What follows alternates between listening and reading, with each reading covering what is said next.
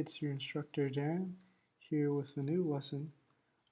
Today is going to be the last day of our poetry section, and we're going to be moving on to fiction. Um, so, the agenda today, I'm going to explain how the discussion boards are going to work based on the readings that we've been having in class.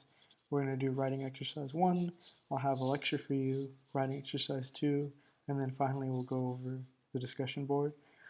Please remember that your final poetry project is due Friday, March 27th at 9 p.m. It is due on Learn. Um, I noticed that some people posted it on a separate discussion board. If you have, can you please resubmit it on Learn under the actual submission file, which I'll go over right now.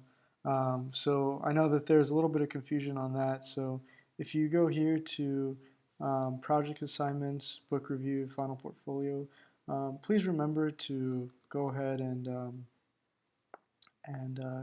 go through the final poetry assignment, look over the requirements for it, but submit it in this link here.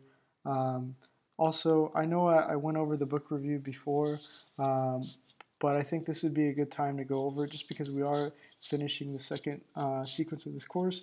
Please remember to do this. This is going to be due with your final portfolio materials as well.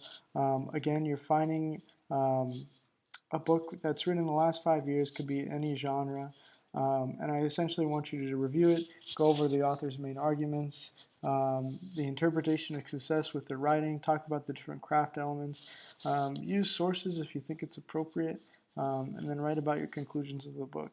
Remember, this is 2 to 3 pages, double space, Times New Roman, use MLA formatting. It has to be a book in the last 5 years. I think I have the rubric here as well.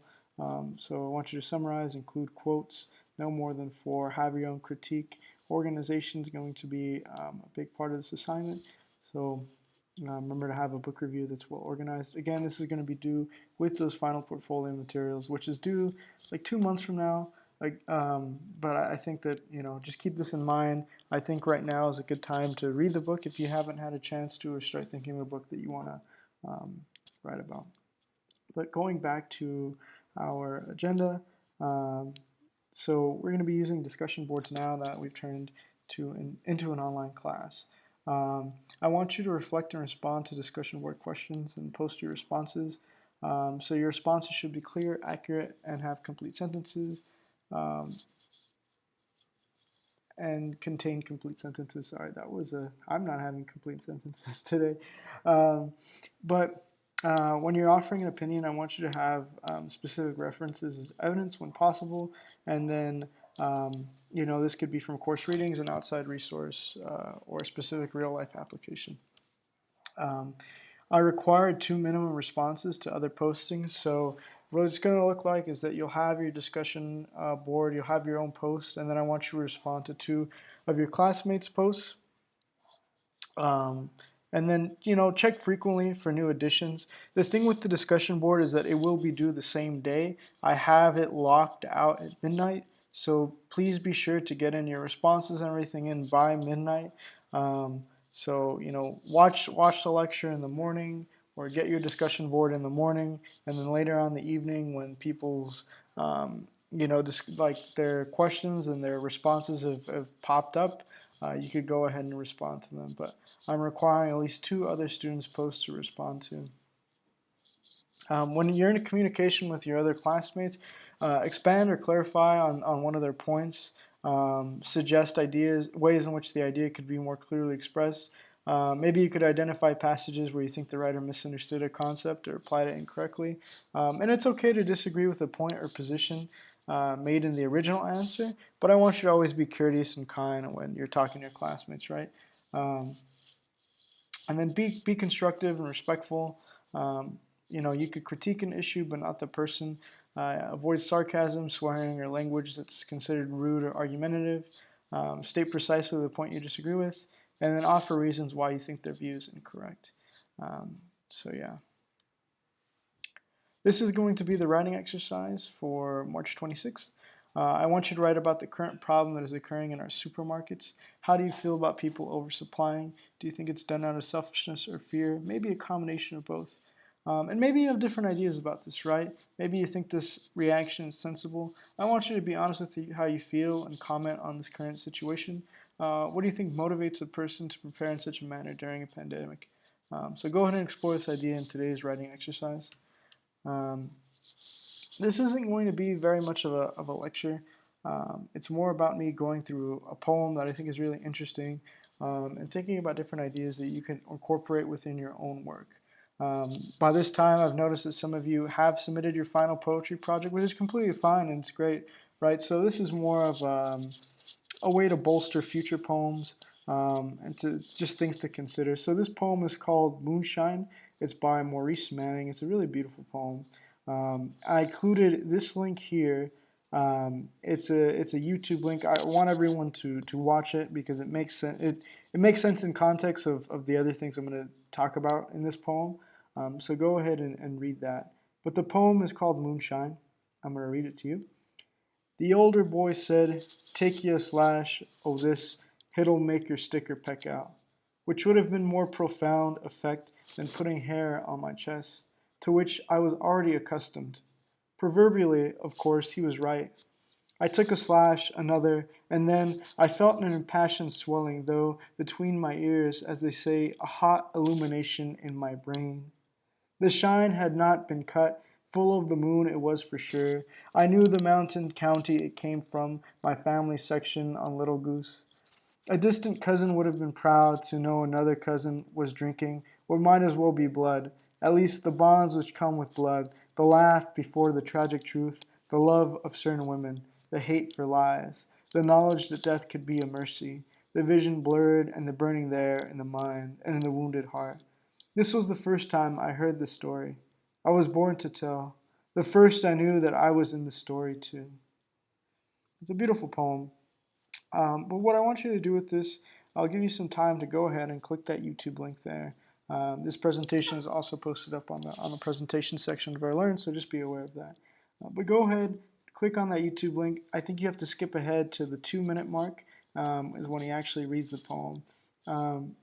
One thing that I really want to point out with Moonshine is how the tone and voice are conducted in the piece. Um, all these different points sort of relate to the main point that I want to reach is dialect or vernacular, right? One of the things that Maurice Manning is really known for doing is being a regional poet, and I think that as we live in New Mexico, I think that we're representative of a special kind of region here in the United States, the Southwest region, and I think that our poetry should be reflective of that. Not necessarily through image or through conveying the cliches of like a mountain or a sunset, right?